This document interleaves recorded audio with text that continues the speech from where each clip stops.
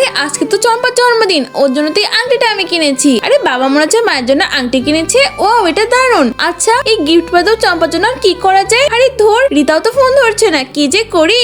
আরে আজকে বাবা মার জন্মদিন উপলক্ষে আমি এই বাঁশগুলোকে কেটে নিয়ে যাই। আরে এগুলো তো কচি বাঁশ, এটা দিয়ে তো আজকে আমি বাঁশকড়া রান্না করব।